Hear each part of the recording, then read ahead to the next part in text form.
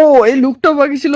তাহলে টিয়া দিদি থাকার কারণেই আমরা জলজান্ত সরস্বতীকেই দেখতে পাচ্ছি না, মানে অপূর্ব লাগছে, অপূর্ব। না মানে কালকে এক রূপ দেখেছি, আজকে আবার এক রূপ। তো চলো টিয়া দিদির আর একটা রূপ তোমাদেরকে দেখিয়ে দিই। চলো দেখিয়ে দিই, চলো চলো।